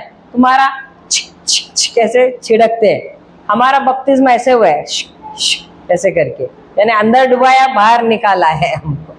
तो हमारे गुरु बोले, वैसा तो मैं तो हमेशा स्विमिंग पूल में करता हूँ, कूदता भी हूँ और निकलता भी हूँ, तो उसमें क्या हुआ? बपतिस्मा बपतिस्मा ही है। हालेलुया। फिर उसको बोला कि तुम तो आत्मा से मरे हुए हो। तो बोले ऐसा कैसा? तो बोला क्यों? इसलिए कि तुम्हारे अंदर बिल्कुल प्रेम ही नहीं है। तुम जो बात करे, मेरा तो तुम्हारे साथ कुछ भी लेन देन है ही नहीं। मैं तो अब मेरा बात कर रहा था फोन पे, मैं उस पे लगा हुआ था, मेरा हो गया तो मैं बैठ गया, मैंने जेब में मेरा फोन डाला, चुपचाप रहा। तो तुम तो ऐसे क्या क्या क्या क्या मुझे बोलने भी लगे, तुम रोमन कैथलिक हो, तुम मूर्ति पूजा कर रहे हो, ये वो सब। मैंने तो तुमसे नहीं, तुम्हारा बपतिस्मा ऐसा हुआ वैसा, मतलब मैंने तो तुमसे ये सब कुछ किया ही नहीं। मैंने हाँ, अगर तुम सचमुच के विश्वासी हो तो तुम सबसे पहले मेरे साथ प्रेम से बात करते थे। तुम अपने आप को विश्वासी बोल रहे हो और तुम क्या कर रहे हो? नफरत से बात कर रहे हो। तो तुमने किस चीज का मूर्ति किया हुआ है? तुम बता रहे हो कि तुम विश्वासी हो, लेकिन क्या तुम्हारे कार्य में है ऐसा कुछ? नहीं है। हालेलुया। तो तुम आत्मा से ही मरे हुए हो। हालेलुया। तो उसको बोला ऐसे करना, पहला यूहन्ना 3:14 निकालना। पहला यूहन्ना 3:14 निकालना। हम जानते हैं कि हम जानते हैं कि हम मृत्यु से पार होकर जीवन में पहुंचते हैं, जीवन में पहुंचे हैं, क्योंकि हम भाइयों से प्रेम रखते हैं। क्योंकि हम भाइयों से प्रेम रखते हैं। अब यहाँ वचन क्या कहता है? हम जानते हैं। अब ये जानने का मतलब क्या है? हम जानते, क्या हम सब जानते हैं? जानने का मतलब क्या है? जानने का मतलब है जैसे एक पति अपने पत्नी को जानता है। Hallelujah, hallelujah. जैसे आदम ने एवा को जाना जब वो एक हुए, वैसे जब एक पति पत्नी एक होते उसको कहते हैं जानना। वो एक दूसरे को हर तरीके से जानते हैं, शरीर में भी जानते हैं, प्राण में भी जानते हैं, आत्मा में भी, क्योंकि वो तीनों में एक हो जाते हैं। पति पत्नी का एक होना सिर्फ शरीर में नहीं होता है, पति पत्नी का एक होना आत्मा में एक होना है, क्योंकि वो विवाह का मतलब ही वो है, आत्मा में एक होना, प्राण में एक होना और शरीर में एक होना। हालेलुया, हालेलुया, जय यीशु। तो यहाँ पर जब ये वचन कह रहा है कि हम जानते, तो हम कैसे जानते हैं? हम सिर्फ शरीर से नहीं जानते हैं, हम अपने प्राणों से भी जानते हैं और हम अपने आत्मा से भी जानते हैं। क्या हम जानते हैं? पढ़िए। जो प्रेम नहीं रखता, नहीं, स्टार्टिंग से। हम जानते हैं कि हम जानते हैं कि हम मृत्यु से पार होकर हम मृत्यु से पार होकर जीवन में पहुँचते हैं, जीवन में पहुंचे हैं, क्योंकि हम भाइयों से प्रेम रखते हैं। क्योंकि हम भाइयों से। तो क्या सचमुच हम मृत्यु से जीवन में पहुंचे हैं? कैसे कह सकते हो? अभी मृत्यु से जीवन में प्रवेश कर चुके हैं, कर चुके हैं, कर चुके हैं कि नहीं, कि डाउट है? बहुत लोग देख रहे हैं ऐसे। क्या आप मृत्यु से जीवन में पहुंच चुके? अब यहाँ पर बैठे हुए बोलते हैं हम तो शरीर में अभी भी जिंदा है, तो मृत्यु में कैसे जाएंगे? सबके दिमाग में वही ख्याल है। सही बात है। आप लोग सब जिंदा है कि नहीं? है कि नहीं? इसीलिए तो आप लोग आत्मा में मरे हुए हो। जो व्यक्ति शारीरिक जीवन के लिए मरा हुआ है, देखो आपका ध्यान अभी भी इस शरीर में है, और मैं जो शरीर बोल रही हूँ वो मांस हड्डी का है ही नहीं। शरीर का मतलब मैंने आपको बोला आपका पुराना स्वभाव। तो अगर आप कह रहे कि हम मर चुके हैं, तो हम किसके लिए मरे? हम अपने शारीरिक जीवन के लिए मरे। जो हमारा पुराना स्वभाव है उसके लिए हम मर चुके हैं। क्योंकि जब भी ये शब्द शरीर आता है, आपका ध्यान इसी शरीर पे जा रहा है जो आपको नजर आ रहा है। याद रखो कि शरीर ये शरीर नहीं है, आपका शारीरिक स्वभाव है, जिसमें आता है नफरत, गुस्सा, दूसरों के लिए बैर भाव, अक्षमा, कड़वाहट। तो ये वचन क्या कहता है? हम किसके लिए मरे हैं? हमारे इस स्वभाव के लिए हम मरे हुए हैं, और इस स्वभाव के लिए मरकर हम किस में प्रवेश कर चुके हैं? जीवन में। जीवन में। हालेलुया। और ये किस प्रकार का जीवन है? अनंत जीवन, शाश्वत जीवन।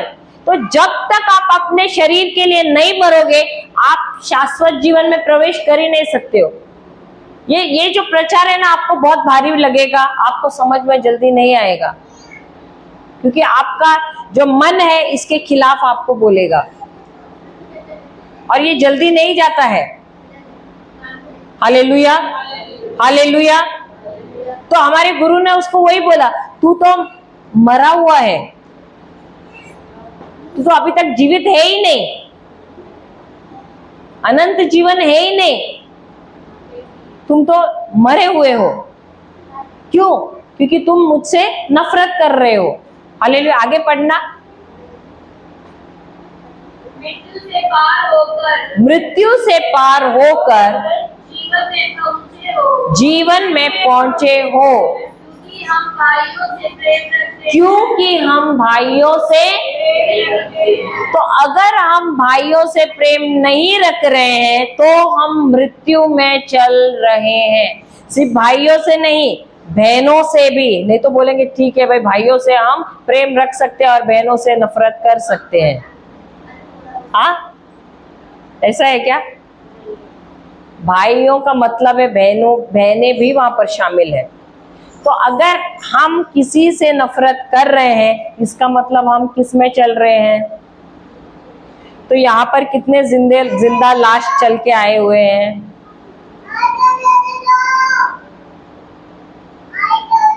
कितने जिंदा लाश है? ये मैं नहीं कह रही हूँ, वचन कह रहे हैं। हालेलुया।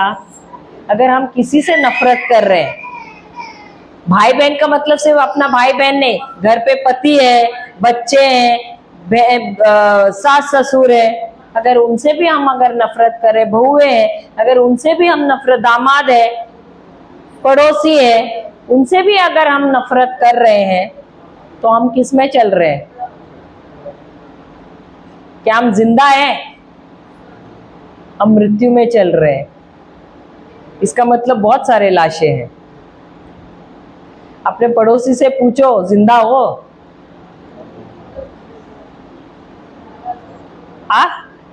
पड़ोसी क्या कह रहा है? शरीर में जिंदा है या आत्मा में जिंदा है? Hallelujah, hallelujah. क्या बोल रहा है पड़ोसी? किस में जिंदा है? Hallelujah, hallelujah. आगे पढ़ना। जो प्रेम नहीं रखता, जो प्रेम नहीं रखता वह मृत्यु की दशा में रहता है। वह मृत्यु की दशा में रहता है। जो कोई अपने भाई से बैर रखता है, अपने भाई से बैर रखता है, वह हत्यारा है। वह हत्यारा है। अरे कितने हत्यारे आए हैं यहाँ पर, चाकू लेके नहीं आए हैं, लेकिन जो एक दूसरे से नफरत करता है वो कौन है? देखो एक दूसरे को देखो भाई, कितने हत्यारे हैं। और स्पेशली उससे जिससे नफरत करते हो उसको देखो। कोई है यहाँ पर जिनसे आप नफरत करते हो?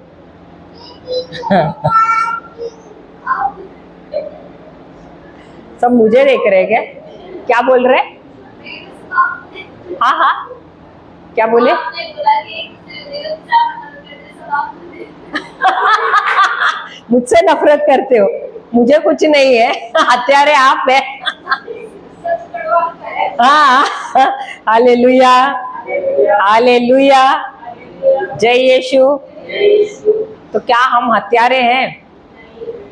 ये भाई ने हमारे वही बोला उससे, तो वो व्यक्ति जब सुना, क्या हो गया उसका?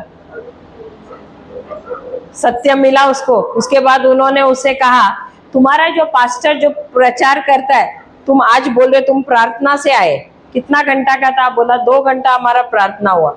उस 2 घंटे में कितना बार तुम्हारे क्या क्या प्रचार किया?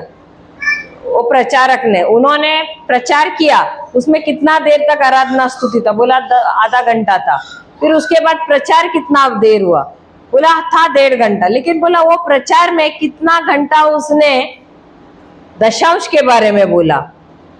देखो दशांश के बारे में बोलना गलत नहीं है, लेकिन दशांश के बारे में हर संडे को जब वो बोल रहा है, उसका ध्यान किस पे जा रहा है? पैसे पे। क्या पैसे का उसने मूर्ति पूजा किया है? मूर्ति बनाया है पैसे को? हालेलुया।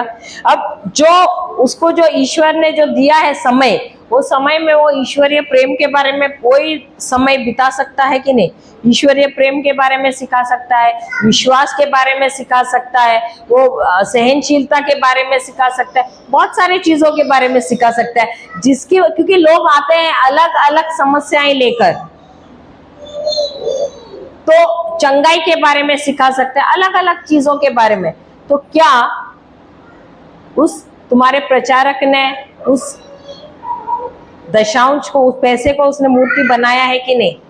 वैसे ही क्या हम भी पैसे को की मूर्ति बनाते हैं? बनाते हैं। मोबाइल को आजकल मूर्ति बनाया है लोगों ने, टीवी को, आजकल टीवी नहीं देखते, सब मोबाइल पे ही आता है। हम तो जाते हैं जहाँ कहीं लोगों के ऐसे ही टिके हुए रहते हैं, मोबाइल पे ही ध्यान। तो मूर्ति किसको बनाया है? तो जिस किसी को आपने महत्व दिया है। आजकल लोग बटुआ भूल जाते हैं लेकिन मोबाइल नहीं भूलते हैं, सही बात है। तो किसको मूर्ति बनाया है? हालेलुया। परिवार वालों को। हालेलुया, जय यीशु, जय यीशु। तो मूर्ति किसका? मूर्ति का मतलब क्या है? जो भी चीज जिसकी भी हम ईश्वर से भी अधिक स्थान देते हैं, उसको कहते हैं मूर्ति पूजा। हालेलुया, हालेलुया, हालेलुया, जय यीशु।